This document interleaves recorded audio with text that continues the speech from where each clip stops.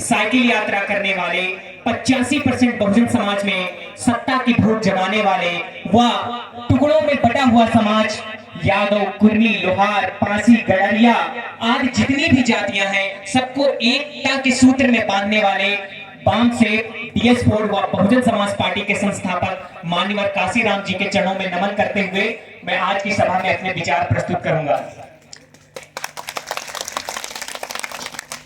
सर्वप्रथम मैं आप सभी को बधाई के पात्र समझता हूं, क्योंकि आज के इस दौर में जहां भारत में कुछ लोग अपनी हुक्मरान सत्ता से लोगों को दबाने का प्रयास कर रहे हैं, वहीं हम जैसे इन आयोजकों का एक सुनहरा संदेश होता है कि हम उस पाखंडवादी विचारधारा को मुंहतोड़ जवाब देने का काम करते हैं।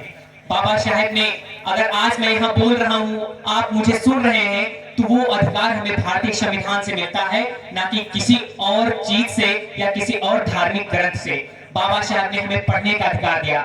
मैं पहली बात शिक्षा से ही शुरू करूंगा, क्योंकि बाबा साहब ने कहा था शिक्षा तो वह शेरनी का दूध है जो जितना पिएगा वो उतना दहाड़ेगा। लेकिन आज हमारे समाज में एक विडंबना उत्पन्न हो गई कि हम बाबा साहब को पढ़ने का काम छोड़कर उनको इस कथा के माध्यम से सुनते हैं, उनके विचारों को समझते हैं। लेकिन ये बात मुझे कहीं ना कहीं खलती है जब मैं पढ़ने बैठता हूँ। आए दिन पूरे भारत के कोने कोने से हर एक दिन एक ना एक अत्याचार हमारे दलित समाज पर होता है, जो अंदर से मुझे बहुत खाता जाता है। लेकिन वो किस लिए होता है? क्योंकि हम बाबा साहब के और वो अन्य महापुरुषों के विचारों पर चलने के बजाय उन्हें पूजा ढूंढने का काम नहीं करना है। उन्होंने कहा था कि आप आधी रोटी खाइए, लेकिन अपने बच्चों को जरूर पढ़ाइए, क्योंकि जब आपका बच्चा पढ़ेगा तभी आपके हक और अधिकार के लड़ेगा। इसलिए यहाँ पर मेरी बहनें बैठी हैं और भाई बैठे हैं। आप इस कथा के, उनकी कथाओं से और हमारी कथाओं में बहुत बड़ा अंतर है। उनकी कथाओं में चाहे कुछ भी होता हो, लेकिन हमारी कथाओं में हम लोग शिक्षा की बात करते हैं, हम रोजगार की बात करते हैं, हम भाईचारे की बात करते हैं। हम इससे पीछे नहीं हट सकते और हमारा मेन उद्देश्य होना चाहिए कि हमें शिक्षा की ओर किसी भी कीमत पर रुझान लाना है और कभी भी पढ़ाई से पीछे मत हटिएगा। आज आपके पास एक ना एक मोबाइल जरूर है, एंड्रॉइड, हर एक घर में, उस पर हर एक चीज उपस्थित है। बस आपको जरूरत है जुनून की, लगन की, आपको पढ़ने की जरूरत है। कोई भी कक्षा नर्सरी से लेकर के कोई भी डिग्री कॉलेज तक की पढ़ाई उस मोबाइल पे उपलब्ध है। बस आप अगर पढ़ने को ठान ले तो कुछ भी नहीं है। मैंने भी 9th से इंटर तक के बिना किसी कोचिंग के माध्यम से सिर्फ मोबाइल से पढ़ाई की है, और आज भी जो थोड़ा बहुत ज्ञान मैं अर्जित करता हूँ ताकि मैं अपने समाज को उसके प्रेरित कर सकूं, वो भी इस मोबाइल के माध्यम होता है। बस जरूरी है कि आप उसका सही उपयोग कर रहे हैं या गलत। संत गाडगे जी ने कहा था, और उनके अच्छाइयों को पढ़ने की जरूरत है, उनके हमें कर्मों को याद करने की जरूरत है। संत गाडगे जी ने, महाराज की शादी हो गई, उनके बच्चे हो गए, फिर उनको एक दिन एहसास हुआ कि ये समाज के लिए हमें कुछ करना है। उन्होंने अपना घर त्याग दिया, और घर त्याग कर उन्होंने सबसे पहली शुरुआत अपने गांव से की। उन्होंने अपने गांव की नालियां साफ की, लोगों को स्वच्छता के प्रति और शिक्षा के प्रति जगाया। उन्होंने जब नालियां साफ करते थे तो उनसे जो पैसा मिला, वो जो लोग दूसरों को जगाते थे, उससे हम लोगों के लिए उन्होंने विद्यालय खोला ताकि हम लोग पढ़ सके। लेकिन आज हम लोग शिक्षा से दूर नहीं हट सकते। हमारा सबसे बड़ा हथियार शिक्षा है। और बाबा साहब ने, कभी आपने पढ़ा कि कोई लाठी चलाई, कोई बंदूक उठाई, कभी किसी के प्रति कोई द्वेष नहीं दिया। उन्होंने शिक्षा के दम पर हमें आज पहनने को कपड़ा दिया, अच्छा खाने को दिया, और इस तरह का आयोजन कर सके वो हमें अधिकार दिए। तो हमें उनसे प्रेरणा लेनी है और आगे बढ़ते रहना है। आप माताओं बहनों से निवेदन है कि अपने बच्चों को पढ़ाई की तरफ जरूर दें। और मैं कहना चाहूंगा कि आज हर एक गांव में ऐसी बुद्ध कथाओं का आयोजन होता है, और आयोजकों के प्रति मैं 2 पंक्तियां कहना चाहूंगा। और जो बुजुर्गों की निशानी है वो बचाने का काम वो आयोजक ही करते हैं, वरना ये संदेश हमारी तरफ नहीं पहुंच पाते कि अब नए कमरों में पुरानी चीजें कौन रखता है और शहर में परिंदों के लिए पानी कौन रखता है। कि नए कमरों में पुरानी चीजें कौन रखता है और परिंदों के लिए शहर में पानी कौन रखता है। वो तो हम है जो बचाई है बुजुर्गों की हिफाजत, वरना अब उन बुजुर्गों की सलीकों से निशानी कौन रखता है। माता सावित्री बाई ने, आप सभी जानते होंगे कि वो जब महिलाओं के लिए विद्यालय खोला, जब वो पढ़ाने जाती थी तो एक साड़ी झोले में रखती थी, उनके ऊपर गोबर फेंका जाता था, वो साड़ी जाकर के विद्यालय में पढ़ती थी ताकि हमारे देश की महिलाएं तरक्की कर सके। लेकिन आज विडंबना देखिए उस भारत की, माता सावित्री बाई के द्वारा किए गए कर्मों को दबाकर एक कोई धार्मिक माता है उनको बढ़ाने का काम किया जाता है। तो जिस दिन आपके हाथों में सत्ता होगी, जिस दिन आपका व्यक्ति उन एमपी एमएलए या प्रधानमंत्री मुख्यमंत्री बनकर बैठेगा वो अंबेडकरवादी विचारधारा का होगा, तो उस दिन माता सावित्री बाई के बारे में आपको बताएगा, उस दिन डॉक्टर भीमराव अंबेडकर के बारे में बताएगा। तो हमें अपने ग्राम से लेकर नगर पंचायत से लेकर अपने अन्य क्षेत्रों में बढ़ते हुए सत्ता की ताकत को भी बनाने में ध्यान देना होगा। और यहाँ पर युवा बैठे हैं, आप किसी भी क्षेत्र में आप पढ़ाई की तरफ बढ़ना चाहते हैं, पढ़ाई की क्षेत्र में बढ़िए। आप डांसर बनना चाहते हैं, ऐसा कोई क्षेत्र मत छोड़िए जिधर आपका कब्जा न होना चाहिए। बाबा साहब ने हमें वो अधिकार दे गए हैं कि हम दुनिया में कोई भी चीज हासिल कर सकते हैं, बस जरूरत है आपको उस जज्बे को पकड़ने की और बढ़ने की। अगर आपके सामने थाली रखी होगी खाने के लिए, अगर आप उसको हाथ से उठाकर अपने मुंह में निवाला नहीं लेंगे तो निवाला आपके मुंह में नहीं जाएगा। तो आपको बस थोड़ी मेहनत करने की जरूरत है। आज धीरे धीरे हम लोगों के अधिकार को खत्म किया जा रहा है। आज वो दौर दूर नहीं जिस दिन हम लोग गुलामी की बेड़ियों में फिर से बन जाएंगे, क्योंकि आज आपकी ताकत कहीं भी बची नहीं हुई है। तो जो थोड़े बहुत अधिकार बचे हैं, जो समय की एक कीमत बची हुई है, उसको समझिए और यहाँ से जाने के बाद आप अपने अपने क्षेत्र में काम करने की जरूरत है।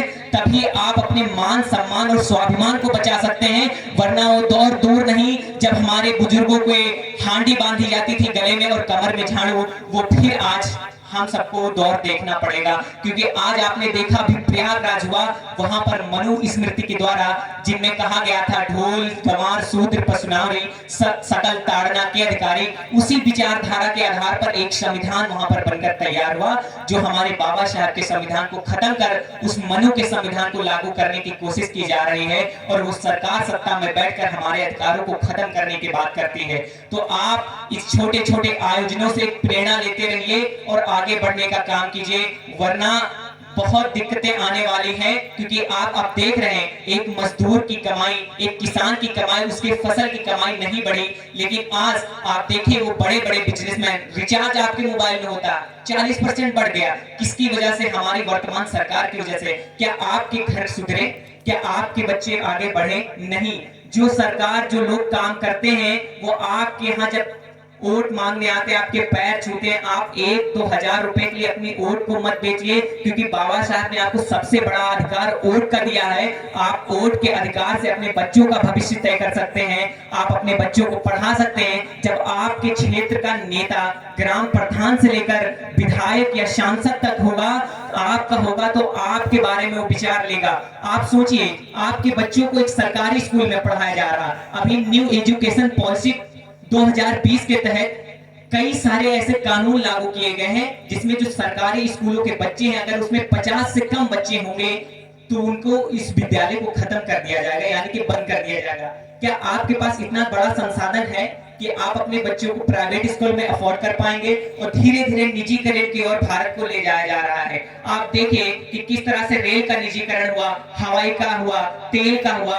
क्या आपको पता है कि हर एक गरीब तबके से, जैसे आपके क्षेत्र का कोई आदमी होता है वो बाहर कमाने जाता है, लेकिन जब वो घर वापस आता है तो ट्रेन की बोगी में जो जर्नल का डिब्बा होता है उसमें अगर बैठने की कैपेसिटी 50 लोगों की होती है तो उसमें 150 लोग जाते हैं। क्यों?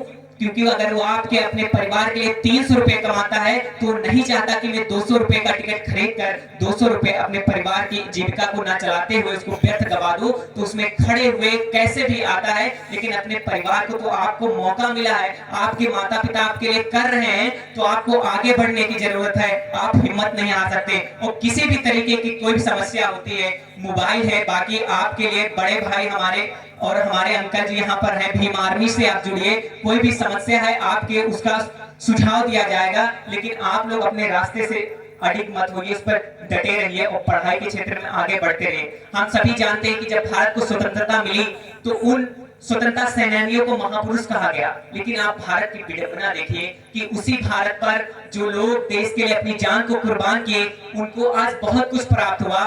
लेकिन बाबा साहब जिन्होंने अपने 4 बच्चों की कुर्बानी दी ताकि हम लोग पढ़ सके, हम लोग बढ़ सके आगे, तो उसी भारत पर कुछ मनवादी लोगों ने उनको सिर्फ 2 ढांचों के रूप में दिखा दिया। एक तो वो जब बाबा साहब हाथ नीले सूट बूट में और हाथ में संविधान की किताब लिए हुए दिखते हैं, दूसरा दलितों के नेता के रूप में। क्या यह बात सही है? जिस व्यक्ति के संविधान से पूरा भारत चलता हो, जिस व्यक्ति के संविधान से पूरे देश की अर्थव्यवस्था का संचालन होता हो, क्या वो व्यक्ति सिर्फ 2 लोगों का नेता हो सकता है? क्या वो सिर्फ दलितों का नेता हो सकता है? नहीं। भारत के किसी भी समाज में, वो ठाकुर हो, पंडित हो, ब्राह्मण हो, कुर्मी हो, अहिर हो, गड़रिया हो, पासी हो, लोहार हो, कोई भी जाति का हो, 7643 जातियों में किसी भी व्यक्ति या किसी भी समाज में महिलाएं तो आती है ना। आप भारत का इतिहास उठाकर देख लीजिए, वो चाहे कोई भी युग रहा हो, वहां पर महिलाओं को पढ़ने का अधिकार नहीं दिया जाता। आज भी अगर मंदिर में होता है तो व्यक्ति ही सिर्फ वहां का पुजारी बन सकता है। मस्जिद की महिला मौलाना नहीं बन सकती, मंदिर की पुजारी महिला नहीं बन सकती, और एक चर्च की फादर महिला नहीं बन सकती। लेकिन एक महिला डॉक्टर, डीएम, एसपी, कलेक्टर, राष्ट्रपति, प्रधानमंत्री बन सकते हैं। वो अधिकार हमें बाबा साहब की बदौलत मिला है। वो अधिकार हमें भारतीय संविधान देता है, ना कि कोई मनुस्मृति या भारतीय संविधान की कोई धार्मिक ग्रंथ देता है। तो आपको अगर अधिकार मिला है तो उसका सही उपयोग कीजिए, क्योंकि अब समय बहुत कम है। अगर आप नहीं बढ़ेंगे तो आपकी आने वाली पीढ़ियां दबती चली जाएंगी। तब अगर आप गुलाम हो जाएंगे तो आप अपने बच्चों को क्या जवाब देंगे? कि जब आपके अधिकारों का हनन हो रहा था तब आप कहां सो रहे थे? और कहते हैं कि सबसे ऊंचा उड़ने वाला पक्षी बाज नहीं होता, सबसे ऊंचा उड़ने वाला पक्षी बाज नहीं होता, और जो बीत गया है कल वो आज नहीं होता। और जिस कौम के नौजवान संघर्ष नहीं करते उस कौम के सर पर कभी ताज नहीं होता, उस कौम के सर पर कभी ताज नहीं होता। तो मैं कहना चाहूंगा कि आप पढ़िए और आगे बढ़िए, अपने महापुरुषों से प्रेरणा लेते हुए आगे बढ़ने का काम करती। और बाकी बड़े भाई लोग हमारे संघर्ष कर रहे हैं कि आपकी सत्ता, राजनीतिक सत्ता दिल्ली तक जाए, ताकि आपकी आवाज सड़क से लेकर संसद तक उठाई जा सके।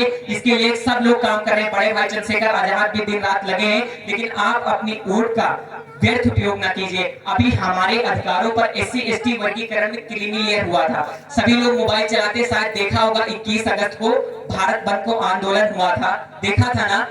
तो उस दिन सोचिए, क्या कोई अन्य पार्टी का व्यक्ति शामिल हुआ था? नहीं हुआ था। उसमें शामिल कौन हुआ? सिर्फ हमारी पार्टी के लोग, वो चाहे बहन जी रही हो या बड़े भाई चंद्रशेखर आजाद। लेकिन आप सोचिए, अपनी बाराबंकी अपने आपने जिनको भेजा, वो लोग क्या आपकी आवाज को उठाने का काम करते हैं? नहीं करते हैं। चाहे वो कांग्रेस रही हो, बीजेपी या RSS, वो हर हमेशा हम लोगों को, आप उनसे मंदिर मांगेंगे, आपको मंदिर बनाकर दे देंगे। आप उनसे रोजगार मांगेंगे तो आपको बहाने देंगे। आप शिक्षा मांगेंगे तो आपको बहाने देंगे। देखिए अभी महाकुंभ में वहां पर जो भी व्यक्ति गया है और कितनी दुर्घटनाएं, उसमें हजारों लोगों की मृत्यु हो गई, वो गरीब हुआ। क्योंकि गरीब ने उनको सत्ता की ताकत दी। जो बड़े बड़े लोग, उनके लिए VIP एंट्री बनाएंगे, उनको कोई धक्का मुक्की नहीं खाने की जरूरत। जब आपके पैसे से उनको ऐसे आराम मिल रहा है, तो आपके पैसे जो उनका उपयोग कर वो अपने बच्चों को विदेशों में पढ़ा रहे हैं और आपके बच्चे इसी गांव में रह जा रहे हैं। ये कमी है हमारे भारत की गंदी राजनीति की, कि आपके अधिकारों का पैसा खाकर वो चाहे किसी भी माध्यम से वो अपने बच्चों को अच्छी जिंदगी देते हैं। लेकिन जो लोग हमारी बदौलत आगे बढ़ते हैं और हम लोग यहीं पर रह जाते हैं, ये हमारे भारत की विडंबना है। और विदेशों में ऐसा स्ट्रक्चर नहीं है राजनीति का, वहां पर फ्री एजुकेशन दिया जाता है। तो मैं और हमारे बड़े भाई भी कहते हैं कि जिस दिन एजुकेशन समान हो जाएगी, और बाबा साहब ने तो कहा था कि जिस दिन बजट का 10% हिस्सा शिक्षा पर खर्च होगा, उस दिन देश की तरक्की में बहुत सालों की जरूरत नहीं होगी, उस दिन देश अपने आप बढ़ता हुआ चला जाएगा। तो आपसे यही उम्मीद है कि जिस दिन एक कथा खत्म होगी, जिस दिन आप यहाँ से घर जाएंगे, तो मेरे बहनों, मेरे भाइयों, मेरे बड़े भाई व माताओं, अपने बच्चों को अच्छे संस्कार दीजिए। पढ़ाई पर जरूर ध्यान दीजिए। आप आधी रोटी खाइए, लेकिन बच्चों को जरूर पढ़ाइए, क्योंकि आज अगर कोई भी आपको आगे ले जा सकता तो वो सिर्फ शिक्षा है। और शिक्षा के दम पर आप DM, कलेक्टर, SP कुछ भी बन सकते हैं। और जब आप बन जाएंगे तो आपसे आपका समाज प्रेरणा लेगा, आपका मोहल्ला प्रेरणा लेगा। और आप जब किसी अच्छे पद पर हो जाइए तो सिर्फ अपने बारे में मत सोचना, क्योंकि हमारा समाज इतना सक्षम नहीं है कि वो खुद के पैरों से आगे बहुत जल्दी बढ़ जाए। तो आपको एक दूसरे का हाथ पकड़ते हुए सभी को आगे बढ़ाते हुए ले चलना है। अंत में बस इतना ही कहना चाहूंगा 2 पंक्तियों के साथ, कि बाबा तेरी कलम के बल पर राज करते हैं, बाबा तेरी करनी पर नाच करते हैं, बदलेगा वक्त और जमाना भी, बदलेगा वक्त और जमाना भी। जय भीम के उद्घोष से आज की बात समाप्त करते हैं। जय हिंद, जय भारत, जय संविधान। बहुत बहुत धन्यवाद। क्या बात है, मतलब पूरी तरह से हम सभी के हृदय को